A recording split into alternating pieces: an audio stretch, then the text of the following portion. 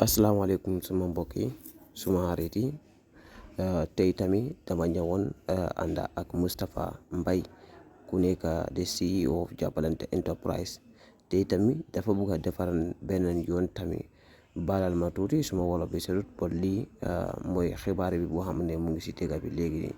nuyu naa la Mustapha Mbaye CEO. fay nañ la monsieur Néné Bodian.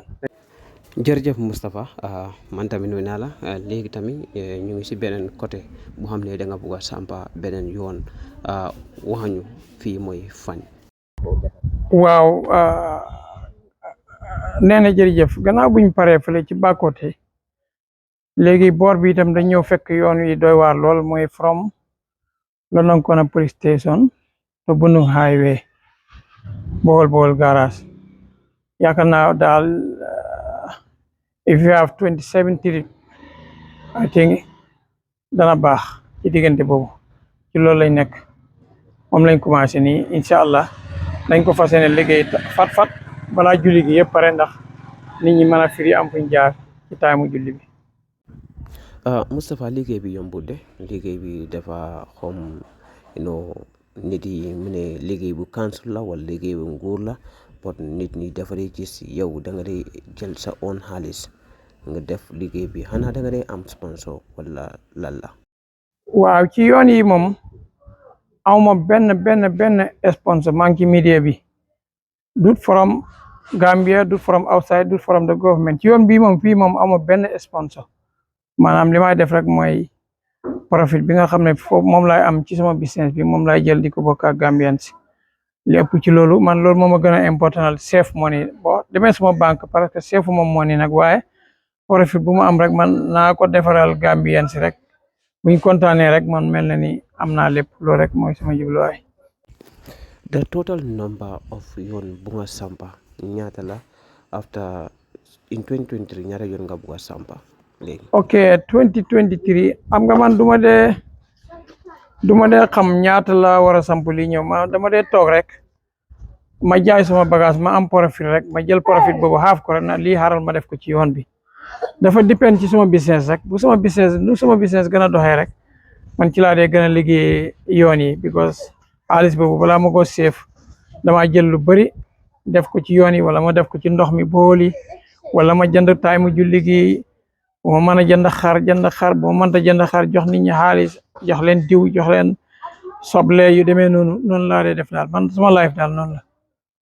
soo fa ñaata trip nga am tey de xam naa daal gars yi ñu ngi roñ nag jeexagut waaye 27 daal xam naa ne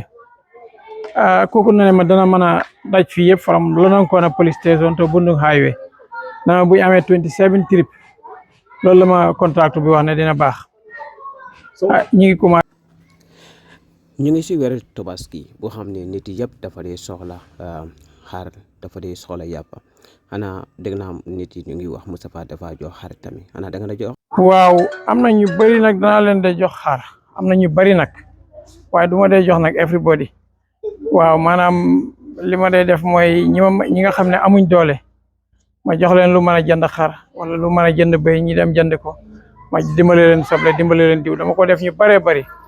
spécial sama liggéeykat yi nag sama liggéeykat yi kenn ku nekk rek fas yéene jox la loo xam ne da nga ko mën a spend ci julli gi waaw loolu moom at mu nekk dama ko def. comme dégg naa la si sa wax bi nga ne da nga dee gas boo xool ak juma da nga dee sampay jumaay soo fa ñaata bool nga gas ba pare because nga ne da nga gasoon boo xool si Daaru Burumbara ba ñaani bantang siyaral something ñaata boo xool nga gas ak ñaata juma nga sampa si Jobalante Enterprise. waaw juma moom liñ ci def du benn rek ëpp na benn ok bool moom wax dëgg yàlla liñ def ci bool moom mënuma ko compter xaw ma ñaata la léegi nii fi may wax ak yow nii nag am na 5 bool yoo xam ne maa ngi ko doon gas benn bi mu nga Daaru Busumbala boobu pare na benn bi Mahmuda la nekkoon pare na benn bi mu nga Pancang fële te ca Saalum boobu pareegul benn bi Kër Samba Takku ci ñaanga Bantang boobu pareegul benn bi mu nga nekk Baafuloto boobu itam daanaka pare na benn bi maa ngi ko yóbbu Medina Tinjeng fële ca boori Makati Gàlle Mandax waaw yooyu moom ci jamono bii maa ngi ci yooyu te yooyu pareegul yooyu moom dama ko budget ba pare yooyu budget nañ lu mat comme 6 bool yu ma la wax noonu pour fexe liggéey ko léegi nii nu mu gën a gaawee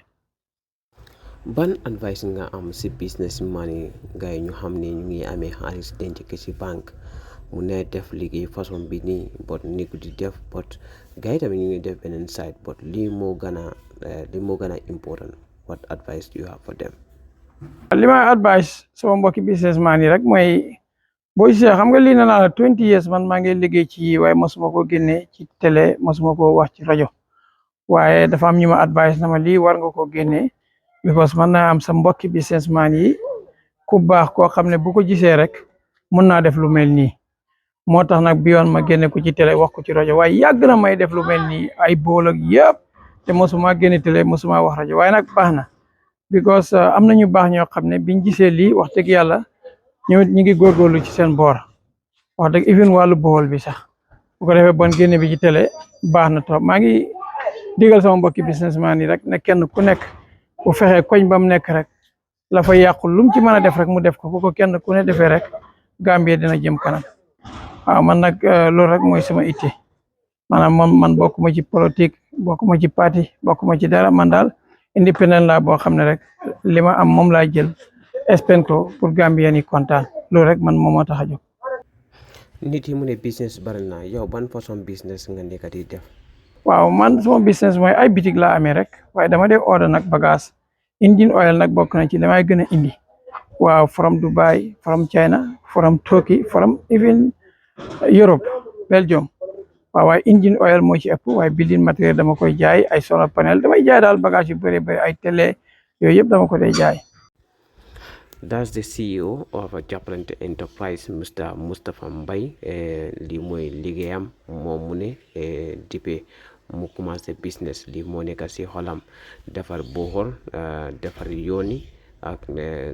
defar lu gën a baax te nit yi moom profit lu mu am si nit leen di séedoo loolu baax na trop so lii gis nga yoon bi nu mel Mustapha mu ngi try by all means pour mu def solution si yoon yi bii nit yi mun nañ jaara moto mun nañ jaara amul benn problème jërëjëf Mustapha Mbaye CEO Jabalante Enterprise.